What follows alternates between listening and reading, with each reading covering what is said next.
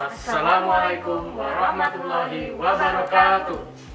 Salam sejahtera bagi kita semua. Kami dari tim Kulis Kapital bidang riset investasi Yang beranggotakan saya Muhammad Ridwan, saya Siti Istiqomah, Saya Kurnia Dwi Utami dari kampus Universitas Negeri Yogyakarta. akan memaparkan hasil riset investasi kami pada perusahaan PT Itama Ranaraya Tbk. Kami merekomendasikan hold untuk saham PT Itama Ranaraya Tbk di harga 1.880 per lembar saham per 22 Juli 2021. Berdasarkan analisis keuangan, IRA mengalami peningkatan debt to asset ratio atau DAR yang semula 2,77 kali menjadi 5,47 kali, yang mengindikasikan tingkat keamanan dana menjadi tidak baik. Kemudian terjadi juga peningkatan debt to equity ratio atau DER pada tahun 2019 sebesar 3,83 kali menjadi 12,88 kali pada 2020, yang menandakan bahwa modal sendiri perusahaan semakin sedikit dibanding dengan utangnya. Kondisi ekonomi baik global maupun lokal saat ini dipengaruhi oleh pandemi yang tak kunjung usai. Menurut IMF, akibat dari pandemi ini menimbulkan kerugian sebesar 12 triliun US dollar atau sekitar 168.000 triliun rupiah.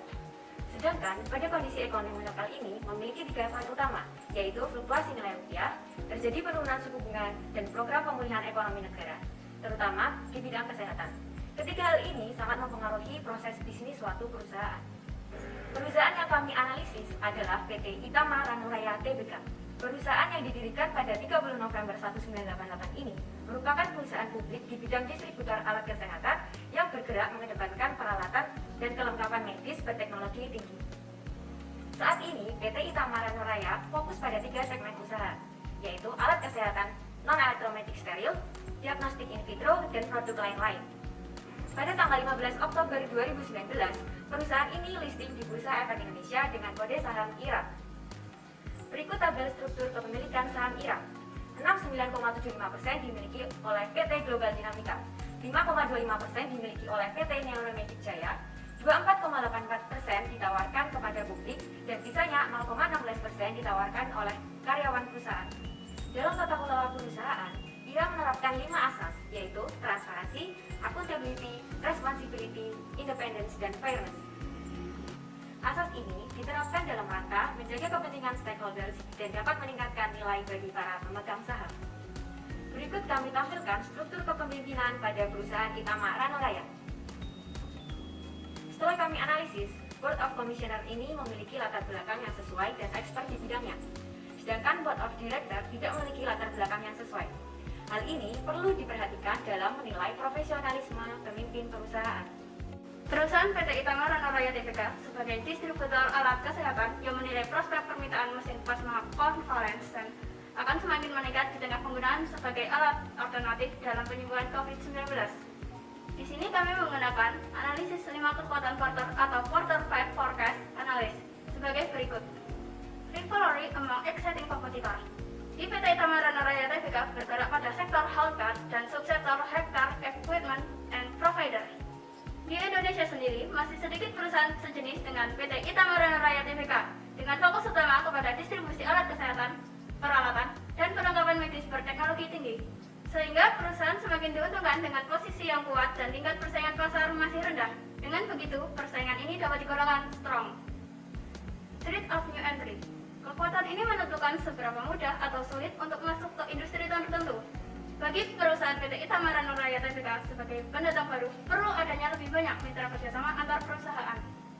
Di samping itu juga, perlu adanya modal besar dan sumber daya manusia yang mumpuni di bidangnya, sehingga dapat menyebabkan kesempatan perusahaan pesaing untuk mengambil alih pangsa pasar. Dapat dikatakan hambatan ini bagi pendatang baru di kalangan low. Beginning power of buy. Kekuatan ini menilai daya tawar pembeli. Perusahaan PT Itama Ranaraya Tbk memiliki daya tawar pembeli rendah, di mana pembeli tidak bisa menawarkan produknya, sehingga semakin tinggi profit atau laba yang didapatkan dari perusahaan PT Itama Ranaraya Tbk. Di samping itu, perusahaan ini membangun transformasi bisnis baru sebagai distributor alat kesehatan dan juga sebagai produsen. Banyaknya pilihan lain yang ditawarkan oleh PT Itama Ranaraya Tbk membuat daya tawar pembeli low. Trade of substitutes. Hambatan ini terjadi apabila pembeli mendapatkan produk pengganti yang lebih murah atau produk pengganti dengan kualitas tinggi. Adanya produk pengganti ini dipengaruhi terus berkembangnya teknologi-teknologi canggih, sehingga dapat menjadikan ancaman bagi perusahaan PT Itama Ranaraya Tbk jika tidak tanggap dengan menghadapi perubahan teknologi tersebut. Dengan demikian, dalam hambatan ini produk pengganti dikatakan medium. Declining power of supply. Daya tawar pemasok kuat memungkinkan pemasok untuk menjual bahan baku dengan harga yang tinggi. PT Itama Ranaraya Tbk memiliki daya tawar pemasok yang tinggi, sehingga membuat semakin rendahnya keuntungan perusahaan ini karena memerlukan biaya yang besar untuk membeli bahan baku. Dengan banyaknya peminat, membuat pemasok memiliki kekuatan dalam menentukan harga, sehingga dapat dikatakan strong.